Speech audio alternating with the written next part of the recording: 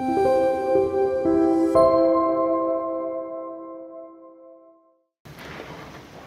기도와 또 귀한 찬양 감사드립니다. 오늘 함께 보실 하나님의 말씀 같이 봉독하겠습니다. 2절 말씀인데요. 우리 함께 읽었으면 좋겠습니다. 이사야 46장 3절 4절입니다. 이사야서 46장 3절 4절 함께 봉독합니다. 야곱의 집안아, 이스라엘 집안의 모든 남은 자들아, 내 말을 들어라. 너희가 태어날 때부터 내가 너희를 안고 다녔고 너희가 모태에서 나올 때부터 내가 너희를 품고 다녔다. 너희가 늙을 때까지 내가 너희를 안고 다니고 너희가 백발이 될 때까지 내가 너희를 품고 다니겠다. 내가 너희를 지었으니 내가 너희를 품고 다니겠고 안고 다니겠고 또 구원하여 주겠다. 아멘. 오늘 말씀의 제목은 품어주는 삶이라는 제목을 잡아보았습니다.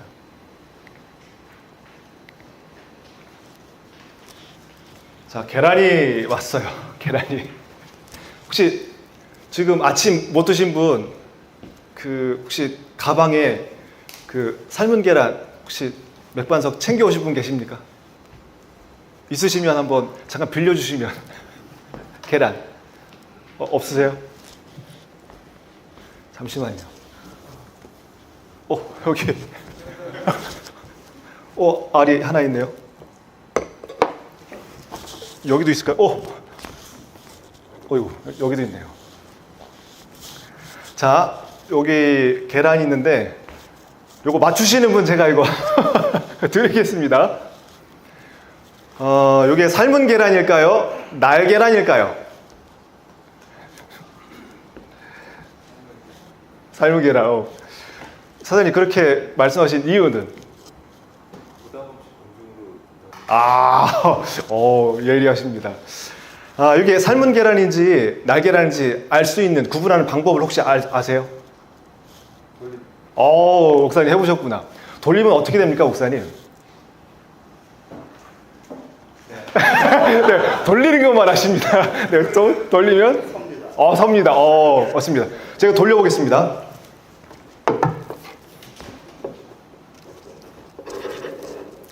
서네요. 날 계란인지 삶은 계란인지 이렇게 구분할 수 있는 방법은 돌려보면 압니다. 그리고 이렇게 돌렸을 때, 이게 이제 날 계란이면 이렇게 돌렸을 때 제가 검지로 멈춰볼게요.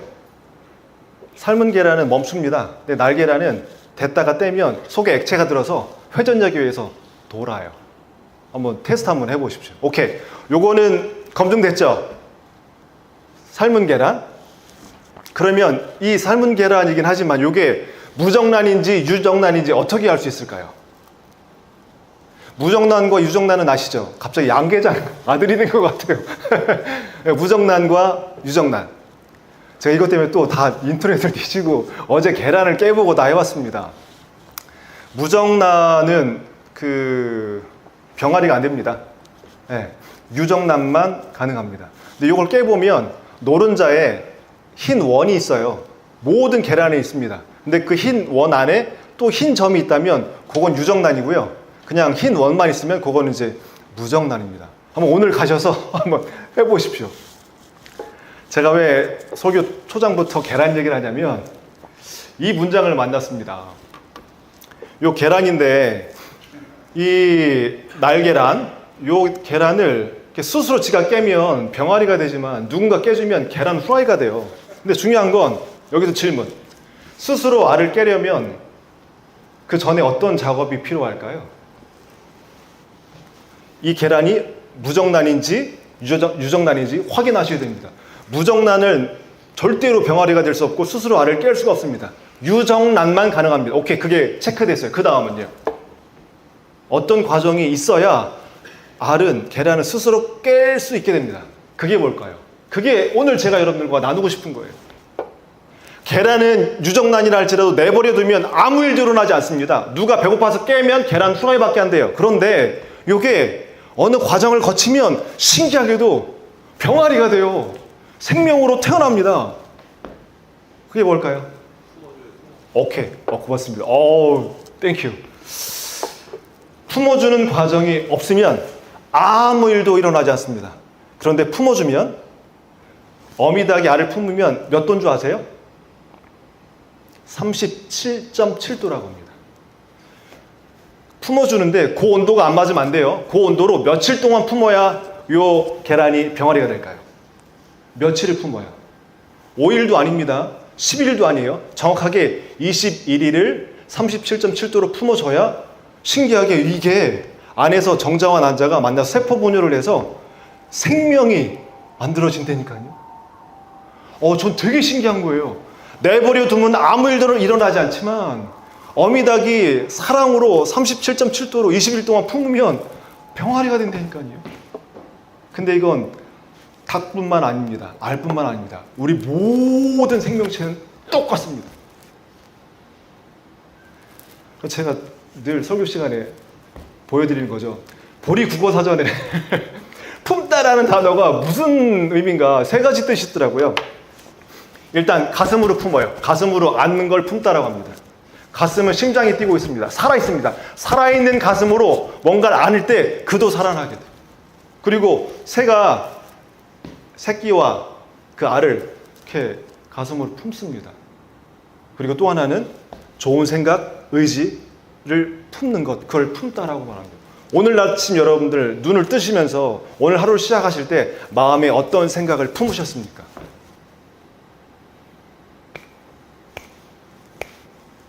제가 본 영화가 하나 있거든요.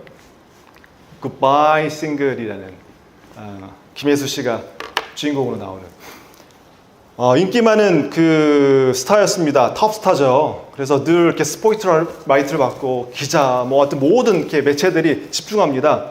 근데 인기가 늘 이렇게 탑일까요? 아니죠. 언젠가 떨어지겠죠. 그 떨어짐에 대한 불안함, 또 사귀던 애인이 또 배신함, 그러니까 여러 가지 어려움 가운데 있는데 그러다가 어떤 그 대책을 쓰냐면 결혼도 안 했고 근데 이제 임신한 거를 이제 가장을 해서 이렇게 집중을 받으려고 합니다. 그런데 이 김혜수 씨가 병원에 가거든요. 갔는데 이제 산부인과 가서 조사를 해봤더니 임신할 수 없는 몸인 거예요. 그러니까 아기는 갖고 싶은데 아기는 가질 수 없는, 얼마나 그 마음이 힘들겠습니까? 그런 상태에서 엘리베이터 타고 내려오는데 엘리베이터 안에 저 빨간 옷 입은 친구 김단지라는 여중생인데 이 여중생은 지금 배가 부른 거예요. 이 여중생은 산부인과 온 이유가 아기를 키울 수 없으니까 아기를 이제 지우려고 온 상황입니다. 그거를 김혜수 씨가 압니다. 김혜수 씨는 아기를 낳고 싶은데 아기를 낳을 수 없는 상황. 또 이 단지라는 친구는 아기를 낳을 수 있지만 키울 수 없는 상황이기 때문에 이제 지우려고 하는 상황. 이 상황을 이 김혜수 씨가 알게 됩니다. 그리고 이 단지한테 얘기해요. 나는 아이를 낳을 수 없고 넌 아이를 낳을 수 있으니까 그 아이를 낳아주라고. 그럼 내가 키우겠다고. 그러면서 같이 동거 생활을 합니다. 좋은 거 먹이고 잘 들어주고. 근데 낯선 사람들이 같이 사니 트러블이 없겠습니까? 이렇게 저렇게 트러블이 있었습니다. 옥신각신하고 나갔다 들어왔다가 그러면서 이 김혜수 씨가 이제 고주연이라는 그 역할로 나오는데 이 김단지가 꿈꿔왔던 그 꿈을 알게 됩니다. 이 그림 그리는 거거든요. 어찌됐든 그러다가 이제 둘이 이제 만나게 됐고 그 꿈을 알게 됐고 이 김혜수 씨가 이 단지의 꿈을 이루어 주고 싶어서 용기 내서 배는 불렀지만 미술 실기대회 때 참여하려고 데리고 온 겁니다. 자, 데리고 왔는데 어떤 상황이 벌어지는가?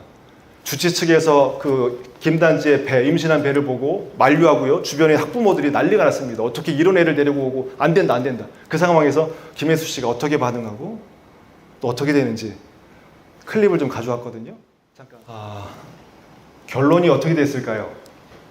우리 단지가 저 미술 실기대회장에 들어갔을까요? 아니면 못 들어갔을까요? 여러분들 마음 어떠십니까? 들어갔으면 좋겠습니까? 들어가지 말았으면 좋겠습니까?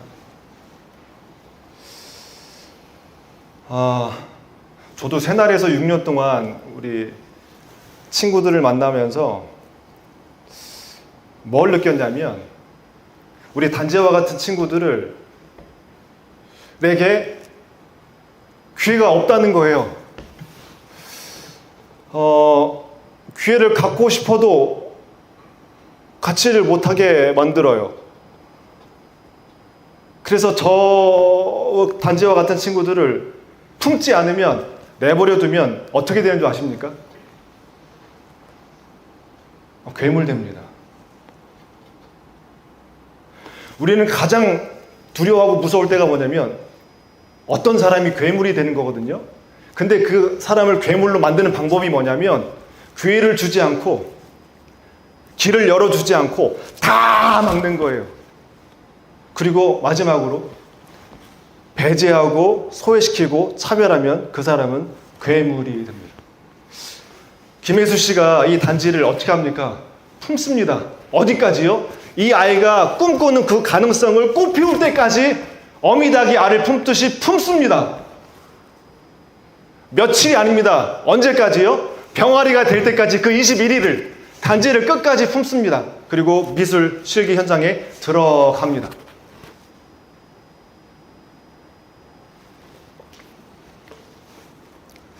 오늘 말씀의 배경입니다. 이스라엘 민족은 우리나라와 굉장히 비슷한 역사를 가지고 있습니다. 끊임없이 이방 나라에 의해서 나라를 빼앗기고 그런 역사예요. 남과 북이 두 쪽으로 갈라지고 서로 싸우고, 어찌 우리나라와 역사가 비슷비슷한지 모르겠습니다. 오늘 말씀은 이사야서인데, 이사야서의 배경이 뭐냐면 이스라엘 민족이 처음에는 아수르 제국이라는 나라에게 침략당해서 무너지고요. 북이스라엘이 남유다는 바벨론 제국에 의해서 무너져서 이제 남과 북이 완전히 사라졌습니다. 나라 없어요. 근데 이 바벨론이라는 이 제국이 어떤 정책을 쓰냐면 유다 민족에 있는 똑똑한 사람들을 다 포로로 끌고 갑니다. 1차, 2차, 3차. 그러니까 머리들은 다 데리고 가는 거죠. 유다 땅에는 남아있는 사람들이 있지만 아무런 자유도 아무런 것도 없습니다. 바벨론 제국에 끌려와서 살고 있었던 이 포로된 백성, 사실 여러분들 일제강점기 때 많은 독립투사들이 정말 열사와 의사가 드러나면서 나타나면서 이 독립을 만들어 왔지만 얼마나 많은 사람들이 이 친일로 됐고 포기했는지 몰라요. 그 35년 동안도. 그런데 바벨론 이 제국이 몇 년 동안 이 포로된 백성들 그리고 이 사람들을 끌고 있었냐면 거의 70년이에요. 그러니까 거기서 살고 있지만 또 아이가 태어나고 있지만 희망은 없는 거예요. 다시 돌아간다. 말도 안 되죠. 나라도 뺏기고 다 잃었는데 이제 절망 가운데 있는데 오늘 주신 말씀이에요. 하나님 살아 계시고 하나님이 너희들을 어떻게 생각하시고 어떻게 하시는지. 자, 오늘 말씀 제가 앞에 실어왔습니다. 파란 글씨와 이 빨간 글씨. 내가 너희 태어날 때부터 안고 품고 그리고 백발이 되는 노인이 될 때까지 내가 안고 품고 결국은 뭐 하겠다? 너 건져내겠다. 그리고 정확하게 바벨론 제국의 포로 식민지에서 70년 만에 다시 본국 예루살렘으로 돌아가게 됩니다. 잘 보세요. 하나님도 눈에 보이지 않지만 우리를 안고 품고 언제까지요? 백발이 될 때까지. 성경 창세기에 보시면 1장 2절에 이런 말씀이 나옵니다. 제가 읽어드릴게요. 땅이 혼돈하고 공허하며 흑암이 깊은 위에 있고 하나님의 영은 수면 위에 운행하시니라. 저건 유진 피터슨 목사님이 번역한 메시지 성경을 그대로 따왔는데요. 하나님이 세상을 창조하기 전에 땅의 상태가 어떤 상태냐면 카오스, 혼돈입니다. 그리고 밑바닥이 없는 공허입니다. 그리고 칠흑같이 어두운 흑암입니다. 그리고 그 위에 물이 이렇게 운행하고 있고요. 근데 그 물 깊은 심연 가운데 위에 하나님의 영이 운행하신다라고 성경 말씀이 기록되어 있거든요. 근데 그 운행이라는 뜻이 저기 영어 적혀놨죠. 브루드라는 단어인데 이게 어미새가 알을 품는다라는 뜻입니다. 그러니까 전 여기에서 어떤 인사이트를 얻게 되냐면 하나님은 잘 살고 있고 건강하고 그런 사람이 아니라 혼돈과 공허와 흑암 가운데 있는 그 사람의 심연을 어떻게 해요? 방관하고 배제하고 소외시키는 것이 아니라 끝까지 어미닭이 품듯이 품고 있는다라는 말씀으로 성경이 시작합니다. 살다 보면 인생이 얼마나 혼돈스럽고 또 공허하고 또 칠흑 같은 어둠에 가여서 흑암 가운데 빠져 있을 때가 얼마나 많은지 몰라요. 근데 그때 어느 누구도 함께하지 않지만 하나님은 마치 새가 알을 품듯이 품고 계신다는 말씀으로 시작합니다. 저 이렇게 질문 드려볼게요. 하나님은 누구신가? 따라서 해볼까요? 품어주시는 분. 다시 말해, 품어주시는 분. 우리의 가장 그 깊은 어느 누구에도 얘기하지 못한 그 부분까지도 품어주시는 분이 하나님이시라는 겁니다. 그게 하나님의 사랑이라는 거죠. 이 품어줌의 힘은 엄청난 것 같습니다. 혼돈과 공허와 흑암을 하나님이 품으십니다. 그러면 신기하게도 이 혼돈과 공허와 흑암은 이렇게 바뀝니다. 무질서했는데 질서가 생기고요. 공허했는데 어떤 충만함, 채워짐이 있고요. 또 캄캄했는데 밝아집니다. 계란에 아무런 일도 없지만 어미당이 품으면 이 안에 질서가 생기고요. 안에 채워집니다. 그리고 이 안에 생명이 싹 트게 됩니다. 그러니까 품어주면은요, 어마어마한 힘과 능력이 있다는 거죠. 저의 이야기를 좀 해서 죄송합니다. 딸이 둘인데 어렸을 적에 이제 3살 차이거든요. 이렇게 딸을 키우다 보면 하여튼 티격태격 싸웁니다. 그것 때문에 야, 너 싸우지 마. 근데 또 싸워요. 근데 싸우다가 둘째 놈이 힘이 딸리니까 언니한테 맞고 이제 온 거예요, 제 방으로. 아빠, 언니가 때렸어. 그러면 이제 제 아이를 무릎에 앉힙니다. 앉히고 이렇게 토닥토닥 해주고 이제 가슴으로 품어줘요. 그러면 엉엉엉 울다가 시간이 지나면 이렇게 울음이 뚝 끊치면서 호흡이 처음에는 막 거칠다가요, 색색색 되다가 이제 호흡이 좀 잔잔해지면서 자기 제정신이 드는지 이제 울음이 끝이면서 자기 호흡을 찾고 안정을 취하다가 이제 조금 시간 지나면 언제 그랬냐는 듯이 또 말짱하게 웃고 이렇게 나가더라고요. 아마 아버지, 자녀들이 있는 분들 다 그런 경험들 있으실 겁니다. 아빠의 품, 가장 안전한 곳이죠. 가장 따뜻한 곳이고요. 혼돈과 공허와 흑암 가운데 있는 둘째 딸이 아빠 품에 안겨서 안정을 찾게 되고 질서를 찾게 되고 자기 호흡을 회복하면서 자기의 자리로 다시 이렇게 나가는 경험을 하면서 이 품는다는 것이 어마어마한 것이라는 걸 경험하게 됐습니다. 이게 굳이 가정에서만 있는 일일까요? 아니요. 세상 속에도요. 2019년 2월 20날 이 당산역에서 취객 난동이 있었습니다. 뭐 난리도 아니었죠. 신고가 들어가서 경찰이 투입됐는데 막 제재하면 제재할수록 고성방가에 난리도 아닙니다. 근데 저 의자에 앉아 계시는 분 한 분 계시죠. 남자분이 지켜보다가 살며시 일어나시더니 저 취객을 안으시는 거예요. 대단하시죠. 어떤 용기가 나셨는지. 안으니까 취객이요, 그 막 고성방가하고 막 난동을 부리던 분이 잠잠해지는 거예요. 이것도 영상 준비했거든요. 한번 2019년으로 한번 가서 보시죠. 저도 저 현장에 있었으면 과연 어떻게 반응했을까. 야, 대낮에 저렇게 술 드시고 난동을 부리고, 야, 아마 마음속에서 손가락질 했을 거예요. 아휴, 저렇게 살면 안 되지. 민폐주고. 근데 저 상황을 뚫고요, 어느 한 분이 지켜보다가 조용히 일어나서 저 취객 난동을 끌어안습니다. 어떻게 저럴 수 있었을까요? 여기서 질문을 던져보는 거예요. 저분은 도대체 어떤 삶을 사셨고 어떤 경험이 있으시길래 저 위험한 상황을 뚫고 들어가서 저 취객을 포옹하고 끌어안았을까? 제 추측입니다. 아마 저분도 저와 똑같은 경험을 경험하지 않았을까? 누군가 내가 힘들고 어렵고 정말 너무 죽을 것 같은 그 마음이었을 때 누군가가 와서 날 품어줬고 그 마음을 위로해줬고 토닥토닥 해줬고 그 따뜻한 경험이 있었기 때문에 나도 그를 봤을 때 내가 떠올랐고 그를 가서 포옹해주지 않았을까? 사랑하는 여러분, 가정 안에, 직장 안에, 우리 사회 속에 얼마나 많은 분들이 지쳐 힘들어하고 있는지 모릅니다. 그때 필요한 건 어떤 훈계와 충고가 아니라 가서 따뜻하게 품어주는 것, 포옹해주는 것, 그것이 가장 힘이 있고 그 사람을 살리는 태도라는 걸 오늘 우리는 이 말씀을 통해서 경험하게 되는 것 같습니다. 그거를 가장 먼저 우리에게 알려주신 분이 하나님이세요. 여러분들 어머니 뱃속에 10개월 동안 있으셨죠. 모든 사람들이 다 그 경험이 있습니다. 그 따뜻한 경험, 품어주는 경험, 그걸 통해서 우리가 사람으로 태어났거든요. 모든 사람, 모든 생명은 품어줌을 통해서만 태어납니다. 근데 태어났다 할지라도 우리는 또 품어줌이 필요합니다. 왜요? 살다 보면 지쳐요. 오늘 찬양처럼 쓰러져요. 실패해요. 넘어져요. 그때 필요한 게 뭐냐면 누군가 잡아주는 손이에요.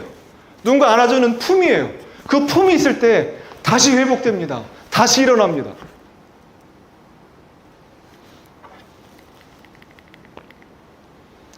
마지막 결론입니다. 여러분들 품어주려면요 그냥 되지 않습니다. 진성씨 잠깐만 앞으로 나와주시죠. 앞에 서 계주세요. 품으려면요 일단은 품는 사람이 무장해제해야 돼요. 무장해제했다는 것은 내 손에 아무것도 없다는 걸 보여줘야 돼요. 두 손 벌려야 됩니다. 그리고 내 안에 공간을 만들어야 돼요. 품어주려면 내 안에 공간을 만들고 두 팔을 벌려야 됩니다. 그래야 포옹할 수 있습니다. 자, 한번 해보시죠. 진성 씨도. 자, 팔만 벌렸다고 해서 이게 다 끝난 게 아니라 시작입니다. 마음에 상대방이 들어올 수 있는 공간을 마련하고요. 둘 팔을 벌려서 여기 들어와도 안전합니다. 괜찮으니까 오세요. 라고 신호를 보내고 기다려야 됩니다. 일방적으로 다가가면 안 되고요. 기다려야 돼요. 자, 제가 기다릴 테니까 진성 씨 마음이 움직이는 대로 하십시오. 이거 짠 거 아닙니다. 네. 오케이. 다가오셨어요. 그러면 포옹해 주세요. 심장이 닿게. 네, 팔로 끌어 안아줍니다. 자, 이게 끝이 아니에요. 이게 끝이 아닙니다. 여기에서 위로가 되고 힘을 얻게 되면 회복이 됐잖아요. 자기 호흡을 찾았잖아요. 그럼 어떻게 돼요? 두 팔을 놓으셔야 돼요. 놓고 이제 회복이 됐기 때문에 자기의 자리로 돌아가시면 됩니다. 네.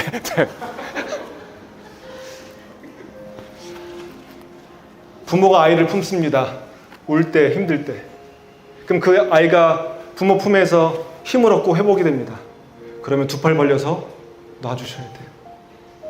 하나님은 그 일을 매 상황 속에서, 매 역사 속에서 안고 품었다가 놔주시고, 안고 품었다가 놔주시고. 언제 품었는지 아세요?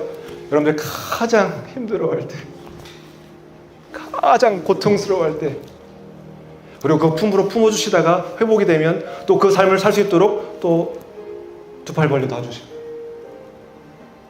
상반기 보냈고요. 하반기 시작되는 딱 7월입니다. 주변을 한번 둘러보십시오. 혹시 지쳐 쓰러져 있는 동료들, 가족들, 지인분들은 없는지. 그러면 조용히 다가가셔서 이 방법처럼 두 팔 벌려서 공간을 만들어서 조용히 품어주십시오. 안아주십시오. 그게 이 시대에 우리 대한민국, 우리 모두에게 필요한 것 같습니다. 기도하겠습니다. 하나님, 오늘도 말씀으로 예배로 품어주시니 감사합니다. 우리도 하나님께서 우리를 품어주셨듯이 누군가의 삶을, 누군가의 인생을 품을 수 있는 넉넉한 가슴이 될 수 있도록 주님 인도하여 주옵소서. 감사드리며 예수님의 이름으로 기도드립니다. 아멘.